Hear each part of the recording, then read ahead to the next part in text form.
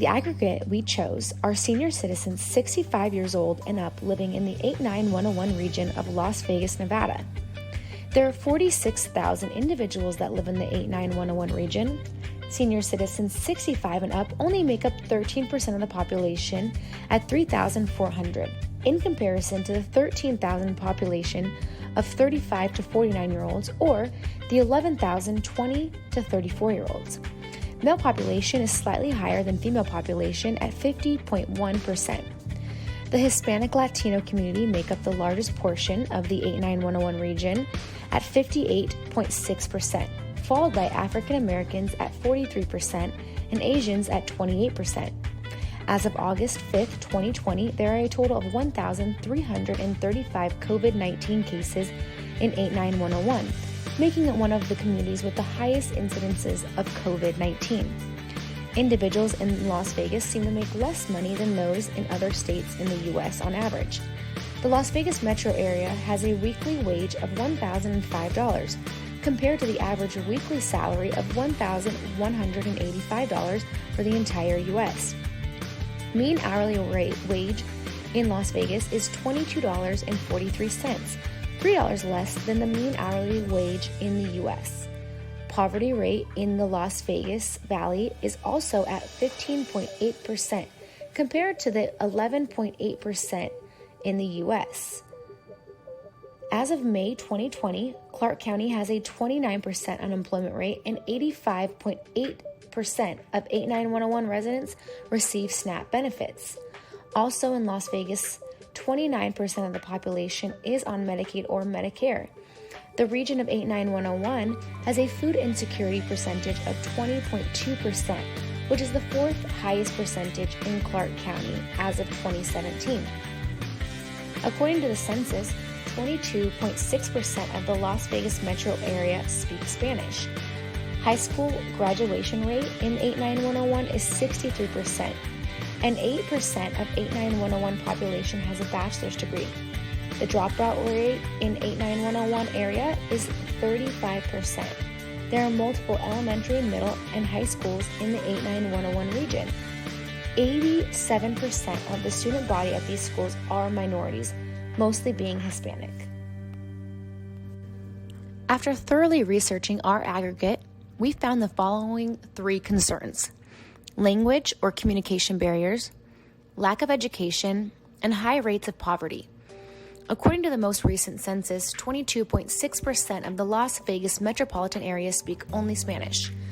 As for education, only 63% of the population in 89101 graduated from high school, and only 8% have a bachelor's degree or higher. While there are multiple elementary, middle, and high schools in the 89101 region, majority of school populations in the area are minorities that do not speak fluent English. In comparison to other states, residents of Las Vegas make an average of $3 an hour less when it comes to hourly wage. And while the unemployment rate for the United States is at 11.8%, here in Nevada it is currently 29%. Additionally, 85.8% of residents in the 89101 region receive some form of government assistance, and there is a food insecurity of 29%, which is the fourth highest in Clark County as of 2017. It is these combinations of determinants that have allowed the current pandemic of COVID-19 to take such a toll on our aggregate. As of August 5th, 2020, there are a total of 1,335 COVID cases in the 89101 region, making it one of the communities with the highest incidences of COVID, which is why we felt we could make the most impact on our aggregate by providing COVID-19 education and resources. Our nursing diagnosis is increased incidence of COVID-19 among the 65-plus population in 89101, related to decrease in knowledge and language barrier as evidenced by increased number of COVID cases, education attainment rates, and Spanish-speaking prevalence within the 89101 zip code. Our main concern when addressing the needs of our aggregate was the increasing number of COVID-19 cases in that area. Other factors that influenced our diagnosis were the low high school graduation rate of only 63% and the high rate of Spanish-speaking residents that use Spanish as their primary language. With the information we gathered, we felt that preventative education was the best way to achieve our goals to help the 65 plus community within 89101. Our goal for improving the health of the population is to increase our aggregates' knowledge about the management of COVID-19 and the various resources available to them. Specifically, information regarding use of proper PPE, locations of testing sites, when to get tested, services for food delivery, and how to properly quarantine are included. Though providing education and resources for our aggregate, our goal is to ultimately decrease the prevalence of COVID-19.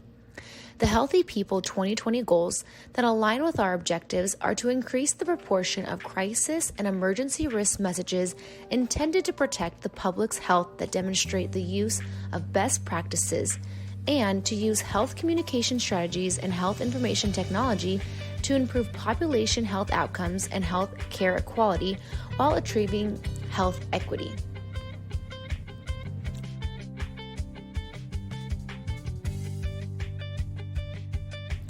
In an effort to limit exposure to our aggregate, we decided to implement our educational brochure in a 3-step process. First, we'll use USPS Every Door direct mail and sort the routes by households that have 65-year-old individuals and are within the zip code 89101. The household information is based on census data of the previous year. Therefore, it will be an accurate and efficient way to reach our audience without risking social distancing guidelines. The first piece of mail that we would like to include would be a simple postcard asking our aggregate to fill out a pre-survey about their knowledge of the current COVID-19 pandemic. Using an incentive to increase the likelihood of participation, the postcard would include a prepaid stamp and promise a COVID gift bag upon completion and return of the pre-survey. Individuals will receive a small gift bag with our educational pamphlet, a travel bottle of hand sanitizer, a surgical mask, and another postmarked postcard that would include a post-survey. The post-survey would evaluate the effectiveness of our intervention. We believe that these are the appropriate interventions to take during this specific phase of the pandemic in order to have early detections and furthermore prevent the spread of COVID, as well as providing the necessary tools so that this aggregate minimizes their contact with individuals who can possibly be contagious.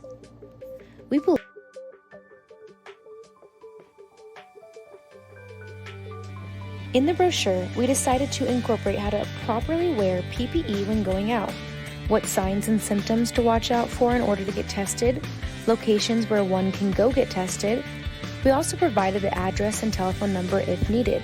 And finally, we provided a few resources that people in the 65 plus aggregate could find helpful if they need aid with groceries, medications, meals, and transportation to places around town. We included education on these resources so that our elderly population could reduce their exposure, thus decreasing the likelihood of contracting COVID. Our intervention is considered a primary prevention. Primary prevention aims to prevent an illness or disease before it happens. Our intervention is aimed at preventative education that addresses the educational gaps and language barriers that may be contributing to the increasing spread of COVID-19 in the area. Primary intervention lets us intervene before health effects occur, therefore increasing positive health outcomes as well as decreasing the cost to the individual and healthcare systems. Our intervention